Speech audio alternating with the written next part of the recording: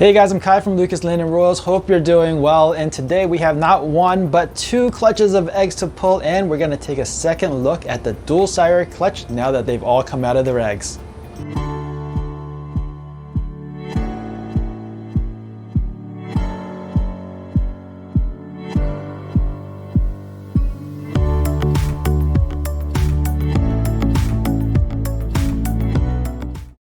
Quite a few things going on over here. Like I said, we have two clutches of eggs to pull. The first one is from a pinstripe Axanthic bred to a fire het Axanthic, 66% heifer pied. Second clutch we're gonna pull is from an Axanthic 100% heifer pied, and she was bred to that same male, which is the fire het Axanthic, 66% heifer pied. So in that pairing, I am shooting for the Axanthic pied. Hopefully that male will prove out to be 100% heifer pied. Also, we're going to take a look at my very first dual sire clutch, which was the red striped calico female, and she was bred to two males, obviously, the pastel extreme gene clown and also the Enchi orange dream yellow belly pinstripe. So we got 4 hatchlings in total. 2 were sired by one male, the other 2 were sired by the other male. All look fantastic, and we're going to check them out now that they've all crawled out of their eggs. But first, let's pull some eggs.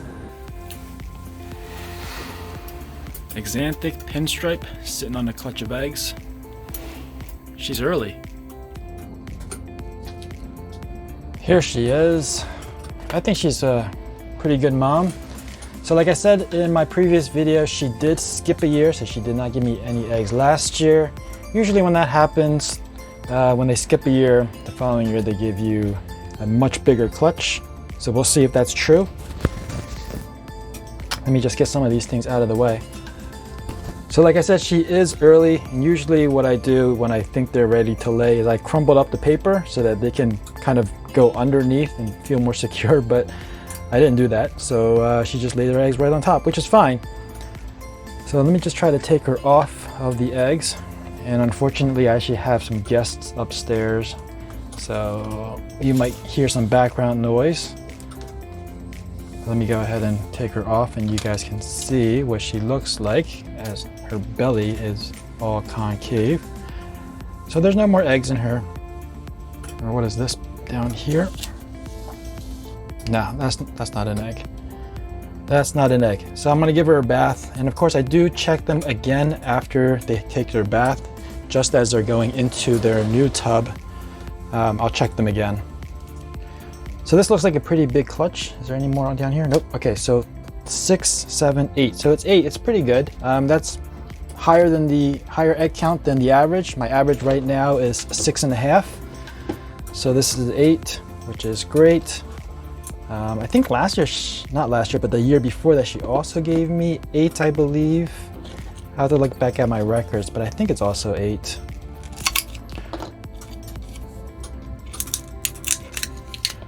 So I'm gonna pop all the eggs, not pop the eggs, I'm gonna put the eggs into the egg box. So I'm gonna go ahead and do that.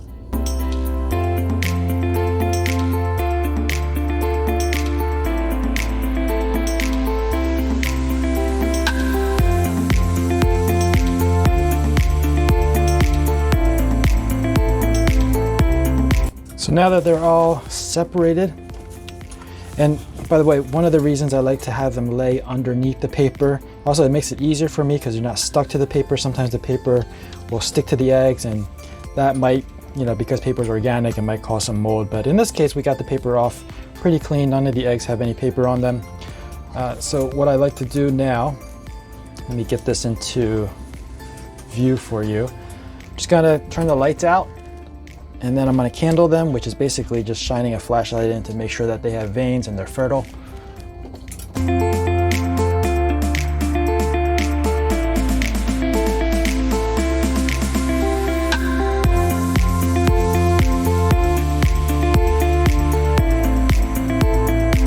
So I've gone ahead and candled them, and what I was looking for again are the veins. That means that there is a embryo inside. I've also gone ahead and marked each one of them because I want to make sure that the embryo faces up. So now I'm just gonna try to line these up nice and neat, keeping them away from the sides of the tubs so that they don't wick up the condensation that's collecting on the sides of the tubs, because that will ultimately drown the eggs if they're in contact with water for too long of a period. So that looks pretty good. They're not moving, and making sure all the lines are facing up. So if the eggs do happen to roll, you can easily tell just by the lines, the orientation of the line, then you can just put them back into place. So that was clutch number 1, and rarely do I ever get 2 clutches in one day. So this is quite a treat for me, and I hope it is for you as well.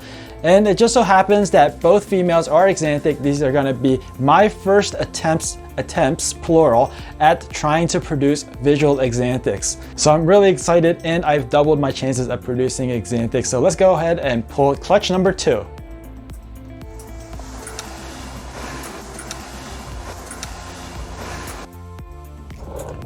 Here she is, another Axanthic female. That's why I call them sisters, because they have a very similar breeding cycle this season. So we're gonna snap her out of this maternal instinct mode. Ooh, that looks like a pretty nice clutch. We gotta find her tail. She's got it way coiled under there.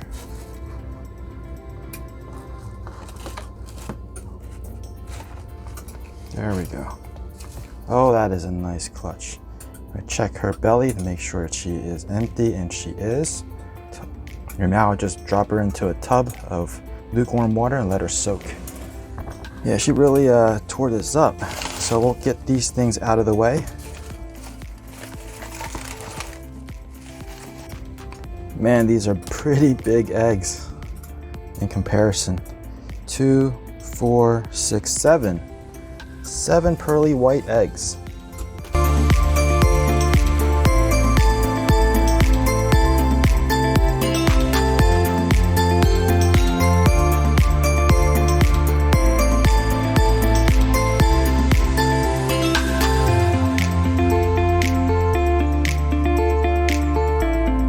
Now I do notice a little bit of something on these two, so I'm going to just take some water and a paper towel, see if I can wipe them off.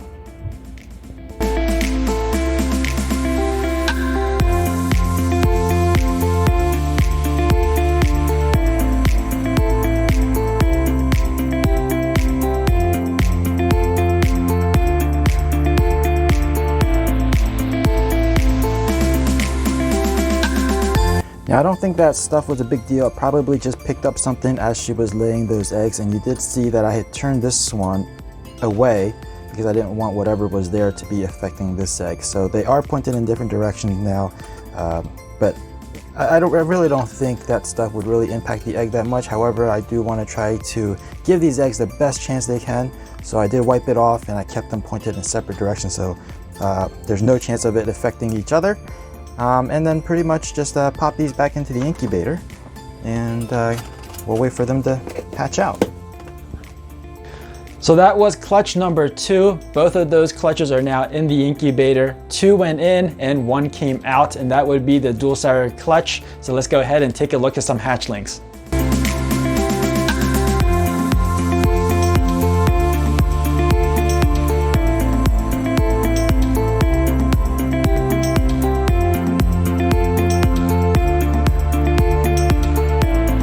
We'll start with the ones that are not sired by the x-treme gene, pastel x-treme gene clown.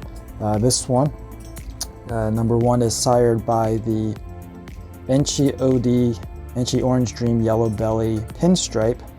And so I see here Orange Dream. It does have pie markers, but there's no pie in the mix. Orange Dream just exhibits what appears to be pie markers, very similar. So I did sex these as well earlier. I have 3.1.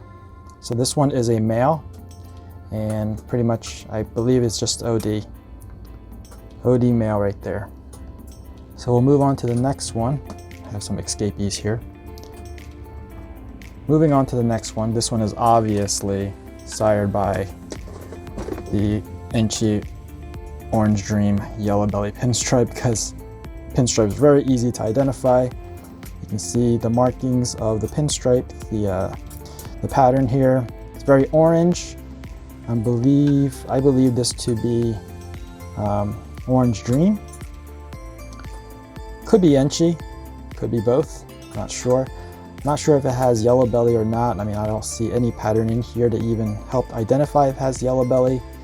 But if you guys are seeing something that I'm missing, you guys hobbyists out there, breeders, if you're seeing something and you can identify something, please put that down in the comments below and help me out. But I do see the very orange sides, and that to me is a sign that it's calico. So from what I understand, calico is very pink when it is a hatchling, and then as it sheds and gets a little bit of more color and grows with some size, the pink turns to white. And so I feel like we have pinstripe, we have either OD or Enchi, probably Enchi at this point, and calico. This is another boy. So for this one and the first one I showed are not het clowns, but we are now moving on to het clown territory. So this one that I'm going to pull out, that is giving me trouble because it's decided to hold on to the water bowl. This one and an escapee again. This one is a pastel from what I could see. Very bright. I believe this to be a pastel, and so it must have been sired by the Pastel Extreme Gene Clown. Again, this one would be 100% het clown, and it's a boy. Now, does it have Extreme Gene? Does it have calico? I don't know, to be honest. I don't know if it has calico. I don't know if I can see any pink on the side as of right now, but calico is pretty obvious to identify if it does have it. The head, it's got the blushing of a pastel. It's got the white lip of a pastel. Now, in a previous clutch, I hatched what I think is a pastel yellow belly Extreme Gene. And in that one, it has the eye bands that are pretty wide, as you see here. They pinch, as you see up here, towards the neck stripe. And they also connect to the chin underneath, as they do here. But that one had yellow belly. This one in this pairing doesn't have yellow belly. It's not possible with a red stripe calico paired to a pastel Extreme Gene Clown. So they are going to look a little bit different, and I'm just going to have to maybe hold on to this one a little bit longer to try to figure out what it is.